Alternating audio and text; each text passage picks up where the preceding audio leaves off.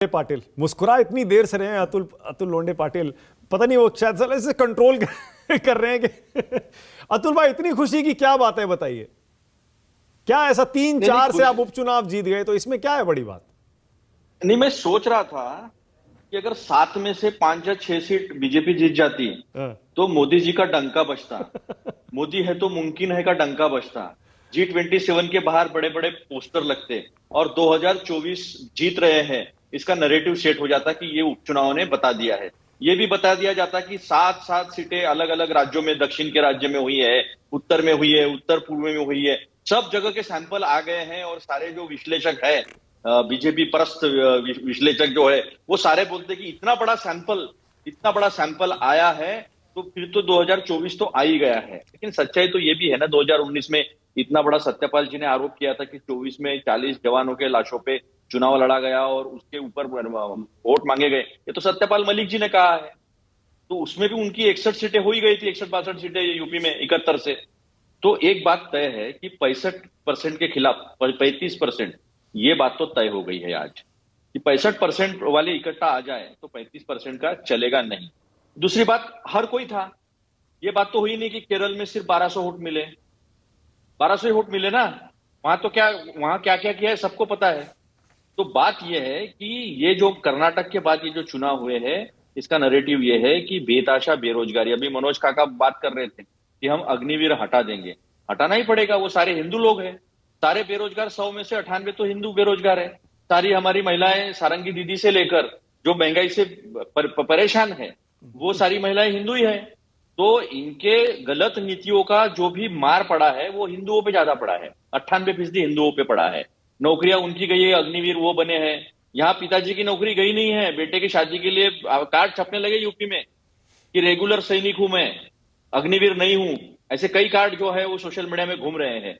तो ये अब आपने देखिए, आपने आरोप लगाया ना, आपने आरोप लगाया, मीडिया पर लगाया, आपने कहा कि अगर 7 में से बीजेपी, मैंने कहा 5, सुनिए ना मेरी बात तो सुनिए, मैं क्या कह रहा हूं कि बीजेपी 7 में से, अरे सुनिए तो सही, बात तो सुनिए, 5 या 6 बीजेपी जीत जाती। अपने आप पर क्यों ले लेते हो? अरे अपने ऊपर नहीं ले रहा हूं भाई, सुनिए ना, आपने मीडिया, आपने कहा ना नैरेटिव बनाया जाता, तो मीडिया तो नैरेटिव तो मीडिया में, मैंने मीडिया का नाम ही नहीं लिया। अच्छा सुनिए ना, अच्छा ठीक है, बीजेपी बनाती, अच्छा बीजेपी बनाती, ओके, आपने ये बीजेपी पर आरोप लगाया, अच्छा बीजेपी पर लगाया, सुनिए तो सही, आपने बीजेपी पर आरोप लगाया कि 7 में से अगर 5 या 6 जीत जाते तो ये कहते देखिए मोदी लहर चल रही है, मोदी लहर चल रही है। आप भी तो बिल्कुल वही कर रहे हैं, तो लोंडे पाटिल इंडिया लहर चला रहे हैं। एग्जैक्टली, आप भी ये कह रहे हैं कि अब मोदी जी के उल्टे दिन शुरू हो गए, उल्टी गिनती शुरू हो गई, अब इंडिया आ गया, 65-35 हो गया। मैंने आपको सारे नतीजे बताए। बीजेपी अगर बंगाल में एक सीट, सुनिए ना, बंगाल में अगर एक सीट हारी है तो उसने एक सीट त्रिपुरा में लेफ्ट से यानी इंडिया गठबंधन से छीनी भी है। और टीएमसी और बीजेपी जो बंगाल में मुकाबला हुआ, काफी करीबी मुकाबला रहा, सिर्फ 4313 वोट से बीजेपी टीएमसी से वहां पर हारी है। झारखंड मुक्ति मोर्चा ने अपनी सीट बचाई है। अगर यूपी की सीट को देखें तो वो भी सपा ने अपनी सीट बचाई है, अगर इसको इस लिहाज से देखें तो फिर कुल मिलाकर ऐसा लग रहा है इसमें यह स्टेटस को क्यों ना मान लिया जाए इसे।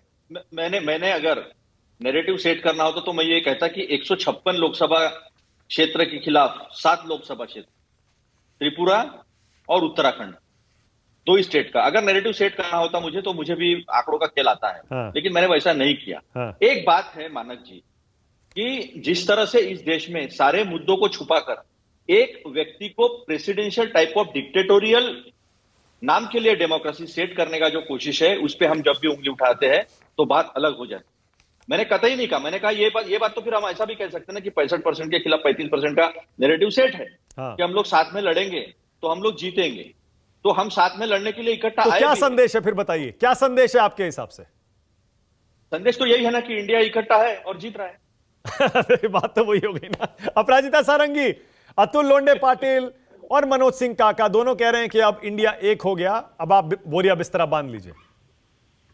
मैंने वो बोरिया बिस्तरा नहीं कहा भाई। की बात करती हूं। अरे भाई, अरे अतुल भाई यही तो कहेंगे, बोरिया बिस्तरा बांध लीजिए, और क्या कहेंगे बताइए। नहीं, तो ये बात है आप, आपके उल्टी गिनती शुरू हो गई। चुनाव में हार जीत होती है, लोकतंत्र में चुनाव में हार जीत होती है। सारंगी जी अच्छी प्रवक्ता है। ओके, अपराजिता जी बोलिए। अच्छी प्रवक्ता है, अच्छी व्यक्ति है, लेकिन इनके बाकी प्रवक्ता कितने बदजुबान हैं और जीतने के बाद किस तरह से अहंकार से पेश आते हैं, ये संजय जी भी जानते हैं और अगली। ओके, अपराजिता जी बोलिए। देखिए, 4-3 चाहे बड़ी बात, मुझे लगता है कहीं ना कहीं जश्न बहुत बड़ा हो रहा है। ऐसा जश्न न करें कि नजर लग जाए दूसरों की। शांत रहे, विनम्र रहे तो कुछ अच्छा होगा। में हम आपके शुभचिंतक हैं। ठीक है, जहां तक घोसी का सवाल है, मैं कहती हूँ घोसी में ये कह रहे हैं कि इंडिया की जीत हुई, INDIA की जीत हुई। देखिए, ऐसा है कि वहां पर सपा और बीजेपी में टक्कर। ठीक है, मानती हूँ, हम समझ रहे थे कि हमारी जीत होगी, हमारी नहीं हुई। लेकिन यह कह देना कि INDIA की जीत है, बिल्कुल गलत। इसलिए है कि वहां तो कांग्रेस का इतना वोट ही नहीं था।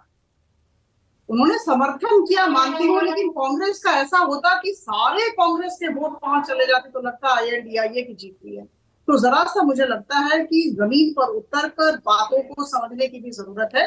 इसलिए ये कह देना कि INDIA की जीत घोसी में हुई, मानने के लिए मैं बिल्कुल असमर्थ हूं। मैं बिल्कुल स्वीकार नहीं करती हूँ इस बात को। और मैं फिर से दोहराना चाहूंगी कि जैसा कि अभी मानक जी ने कहा कि त्रिपुरा में हमने INDIA से एक सीट ली है और पश्चिम बंगाल में भी हमारी अच्छी लड़ाई हुई है। तो ये कह देना 4-3 में कहना कि बीजेपी हार गई और 2024 में हम हारने जा रहे हैं, देखिए इतना इतना इतना खुश मत होइए कि दूसरों की नजर लग जाए। मुझे लग रहा है कि ज्यादा जश्न ज्यादा बड़ा हो रहा है।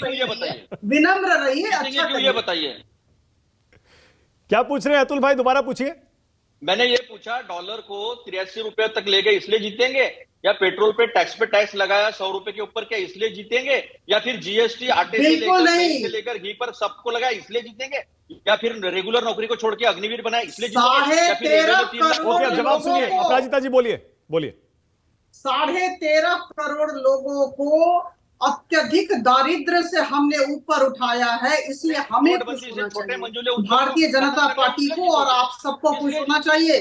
और दूसरा मैं कह दूं, 10 सबसे बड़ी अर्थव्यवस्था से हम 5 पर आए और 2027 में 3 सबसे बड़ी अर्थव्यवस्था होंगे, इसलिए खुश होइए। और 2047 में हमारा देश विकसित देशों में आएगा, उसकी तालिका में आएगा, इसलिए खुश होइए। ओके, अच्छा, इस छोटी सी जीत अपराजिता जी एक के लिए इतना बड़ा जश्न न मनाएं। इतना बड़ा जश्न मत करिए। ये